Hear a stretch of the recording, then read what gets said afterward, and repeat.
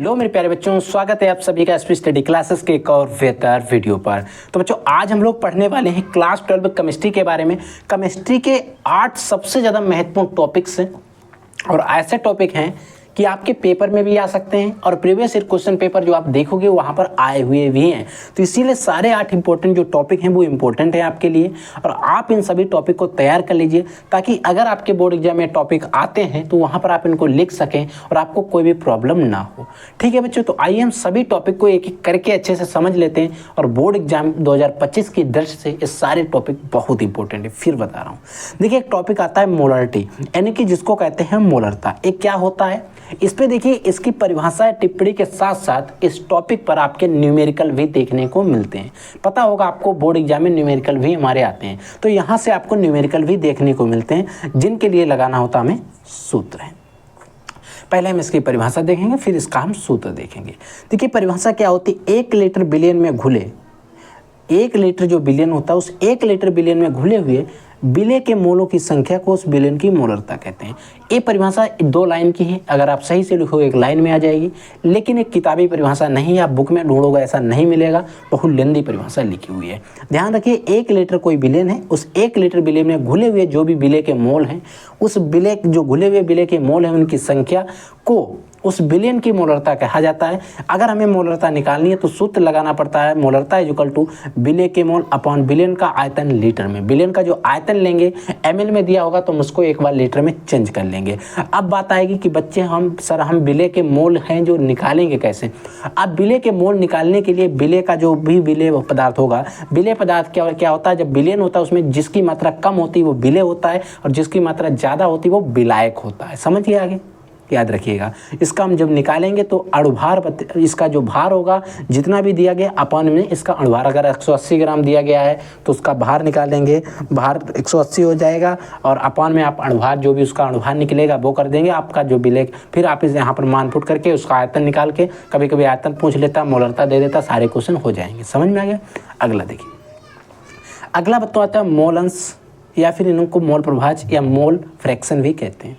English में एक ही चीज़ है मोल फ्रैक्शन, इसको मोल अंश भी कहते हैं, कभी कभी कुछ बुक में मोल प्रभाज भी लिखा हुआ है। तो इसको क्या समझें, इसको ध्यान से समझ लीजिए। बिलियन में उपस्थित किसी एक घटक या अवयव के मोलों की संख्या तथा बिले एवं बिलायक के कुल मोलों की संख्या के अनुपात को, बिले और बिलायक के कुल मोलों की संख्या के अनुपात को उस अवयव का मोल अंश कहते हैं या मोल प्रभाज कहते हैं। देखिए कोई भी एक बिलियन है, उस 1 बिलियन में उपस्थित एक घटक, उस एक घटक कह लें या फिर अवयव के मोलों की संख्या कह लें या अवयव के मोलों की संख्या कह लें तथा बिले एवं बिलायक, जो भी बिले होगा और उस बिलायक के कुल मोलों की संख्या, इसमें कुल मोल जो है उनकी संख्या यानी कि बिले प्लस बिलायक के मोलों की संख्या के अनुपात को उस अवयव का या फिर उस घटक का मोल अंश या फिर मोल प्रभाज कहते हैं। और बच्चों इसे हम एक्स से प्रदर्शित करते हैं।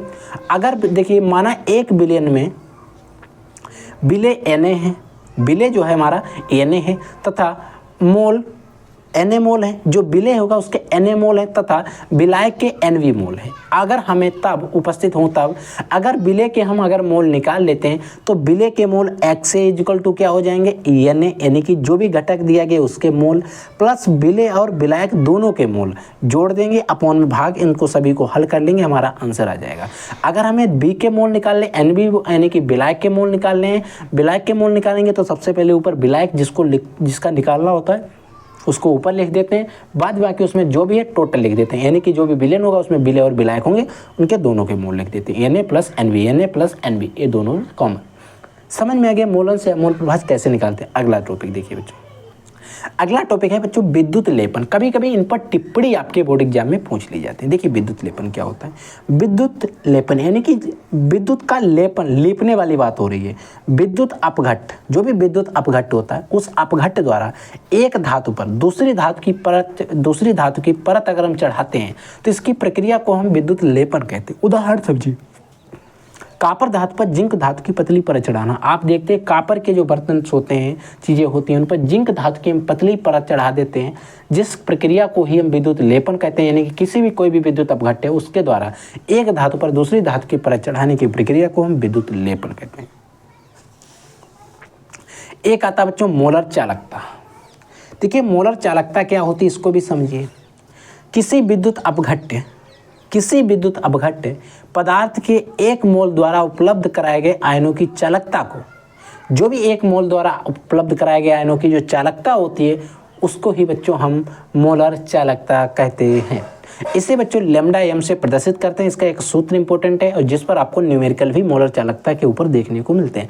x इक्वल टू होता है लैम्डा एम इक्वल टू होता है x इंटू में 100 अपॉन में c। ठीक है, याद रखिए। अगला बच्चा होता है पेप्टाइड बंध। देखिए पेप्टाइड बंध जो होते हैं वे क्या बंध होते हैं? प्रोटीन वे बंध जो प्रोटीन के अणुओं के मध्य में उपस्थित होते हैं, ये प्रोटीन के अणुओं को बांध कर रखते हैं, पेप्टाइड बंध कहलाते हैं। देखिए ऐसे बंध जो प्रोटीन के जो अणु होते हैं उनके बीच में उपस्थित होते हैं तथा प्रोटीन के अणुओं को बांधने का प्रयास करते हैं, बांधने का काम करते हैं, उन्हें ही हम पेप्टाइड बंध कहते हैं। तो आई होप ये 5 टॉपिक आपको समझ में आ गए होंगे। अगला टॉपिक देखिए, अगला टॉपिक है बच्चों पावर एल्कोहल। देखिए पावर एल्कोहल क्या होता है? देखिए पेट्रोल तथा एथिल अल्कोहल के मिश्रण को पावर एल्कोहल कहते हैं। देखिए पेट्रोल के साथ साथ एथिल अल्कोहल, पेट्रोल तथा एथिल अल्कोहल के मिश्रण को हम पावर एल्कोहल कहते हैं। पावर एल्कोहल में क्या होता है? 80% पेट्रोल होता है, 80% क्या होता है? पेट्रोल होता है तथा 20% आपका एथिल अल्कोहल उपस्थित होता है। यानी कि पावर एल्कोहल इक्वल टू अगर हम रिएक्शन के रूप में बात करें तो पेट्रोल प्लस एथिल अल्कोहल का सूत्र होता है C2H5OH। अल ग्रुप लगा हुआ है, 2 कार्बन है तो एथिल इसके लिए, एन सिंगल, सभी के बीच में सिंगल बॉन्ड है तो इसको हम लिख सकते हैं आईपीएससी नाम जब लिखेंगे एथेन वन ऑल भी लिख सकते हैं, एथेनॉल भी लिख सकते हैं और एथिल अल्कोहल भी कहते हैं क्योंकि OH ग्रुप को अल्कोहल कहते हैं। इसमें 80% पेट्रोल होगा, 20% एथिल अल्कोहल होगा तो हमारा बनेगा पावर एल्कोहल।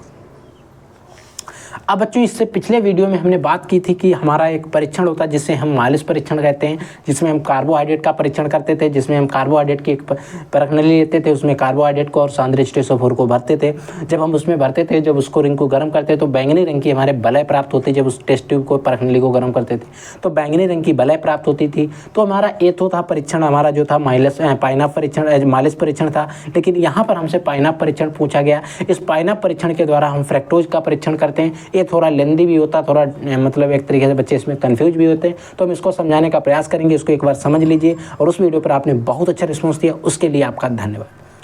फ्रैक्टोज के जलीय विलयन में, फ्रैक्टोज का हम एक जलीय विलयन लेते हैं, उसमें अमोनियम माल्विडेट की कुछ बूंदें एसिटिक अम्ल की उपस्थिति में मिलाकर गर्म करते हैं। एसिटिक अम्ल की उपस्थिति में अमोनियम माल्विडेट की कुछ बूंदें मिलाकर हम जब गर्म करते हैं, जब हम मिलाकर गर्म करते हैं तो नीला रंग उत्पन्न होता है और यह जो परीक्षण होता है हमारा पाइनअप परीक्षण होता है। ठीक है, पाइनअप परीक्षण हमारा कहलाता है। अब बच्चों अगला और लास्ट हमारा टॉपिक है लिपिड क्या होते हैं।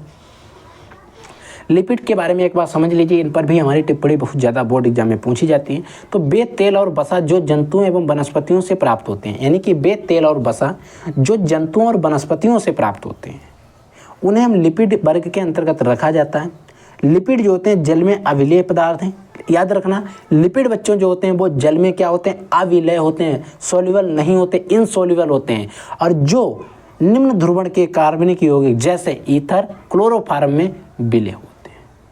लिपिड होते हैं बच्चों, ईथर और क्लोरोफॉर्म ऐसे कुछ कंपाउंड होते हैं जो कार्बनिक विलायक होते हैं, उनमें विलेय होते हैं। लेकिन आपके जल में क्या होते हैं? अविलेय होते हैं। लिपिड तेल और वसा से मिलकर तेल और वसा जो जंतुओं और वनस्पतियों से प्राप्त होते हैं उनके मिलकर बने होते हैं, लिपिड वर्ग के इनके अंतर्गत रखा जाता है। समझ में आ गया? यानी कि वे तेल और वसा जो जंतुओं और वनस्पतियों से प्राप्त होते हैं उन्हें हम लिपिड वर्ग के अंतर्गत रखा जाता है। लिपिड जो हैं जल में अविलेय होते हैं, कार्बनिक पदार्थ हैं, यानी कि जल में अविलेय कार्बनिक पदार्थ हैं जो निम्न ध्रुवण के, जैसे कुछ ध्रुवण के कार्बनिक विलायकों में विलेय, जैसे क्लोरोफॉर्म और आपका ईथर होता है उसमें विलेय होते हैं। तो आई होप बच्चों ये सारे 8 टॉपिक जो मैंने बताए सारे आपको समझ में आ गए।